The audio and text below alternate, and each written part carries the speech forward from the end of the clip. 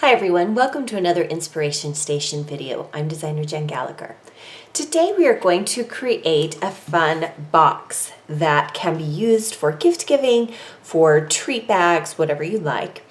It's a fry box and we are using a Sizzix die and it is a thicker die. It is called the Fry Box Bigs die. So anytime you buy a Sizzix die, you can see what it is by looking on this left side here. And I have pre-cut a sheet of white cardstock to use in this die. We're going to be using the Sizzix Big Shot machine today. This is a manual die cut machine. When you are selecting a manual die cut machine, if you're going to use these thicker dies, you need to make sure that your machine can cut those dies. I've placed a clear cutting plate on the bottom of the machine. Then I'm placing the die with the paper onto the machine. And you'll notice that the foam part of the die is going to be face up going through the actual machine. This was a suggestion made by Sizzix. Now I placed another clear plate on top and then you simply run it through your machine. You may hear some cracking as I move it through the machine, but this is normal. As long as it carefully moves through the machine, then you know you're okay. Here's how the die shape will look when it is cut out. There are fold lines that run throughout the die. If you have any questions about where those fall, you can refer back to the die cut. Now I want to further decorate this fry box. So what I did is I took 2 pieces of pattern paper. I took this pink one and I cut out the top. This will go inside the fry box. Then I took another sheet of 6x6 paper and this time I cut it out from the bottom. You need to think about how the actual orientation of the paper will be. A 6x6 paper pad is great for this kind of technique.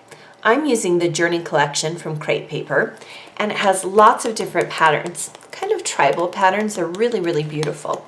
And I thought it would be fun to use these colors. So you can see that the map is going to be oriented the correct way. Make sure you don't cut a piece upside down. Now when you have a sheet like this, it doesn't matter how you run the strips of paper. Now I only want to use the very front part of this die cut. So using the fold lines, I'm going to fussy cut it right from this die shape. This is a great way to kind of dress up and make a project your own. So you can see I have 2 pieces. Then what you will need to do is you will need to attach them to the front and the inside of your die cut. Again, refer to the fold lines so you know where the placement will be. Before I place the paper onto the die cut, I have begun folding the sides.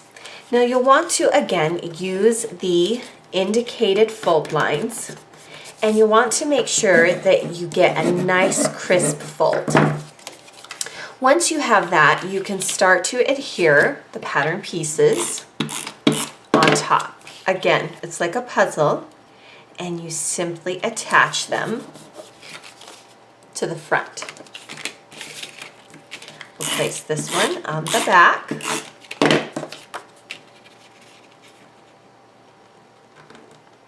You want to make sure that they perfectly align. And if you fussy cut them correctly, then they will.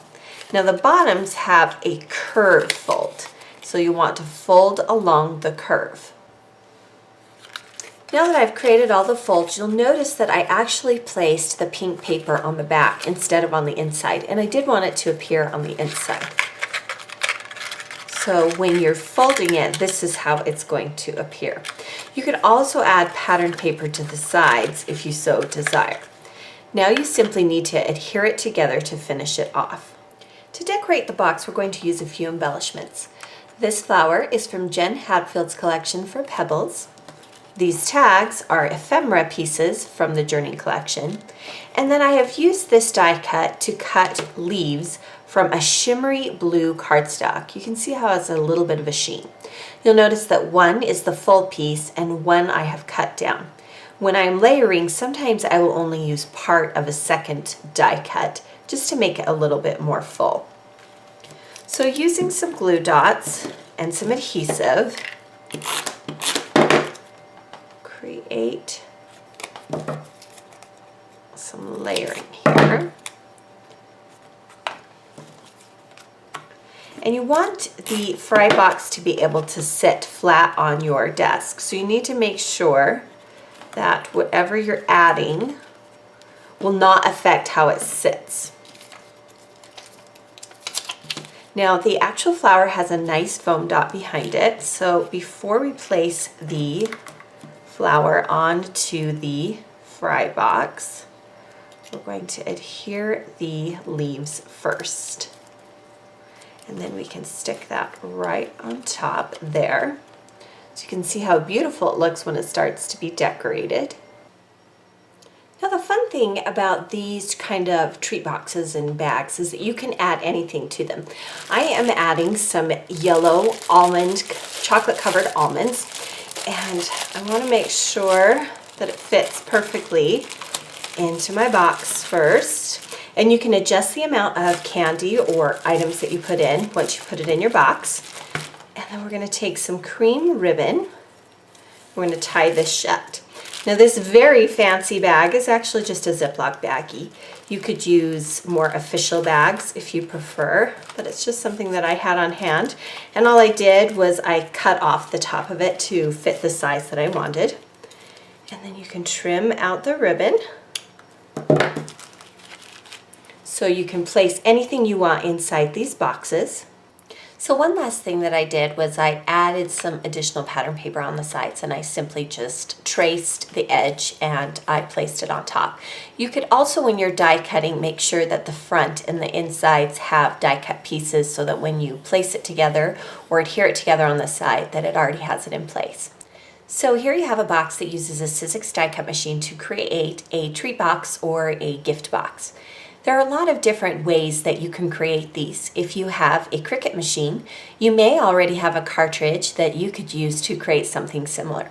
So think of ways that you can dress up and make great neighbor gifts. Thank you for joining me for today's Inspiration Station video. Be sure to check out the weekly Scrapbook blog for additional inspiration on Thursdays.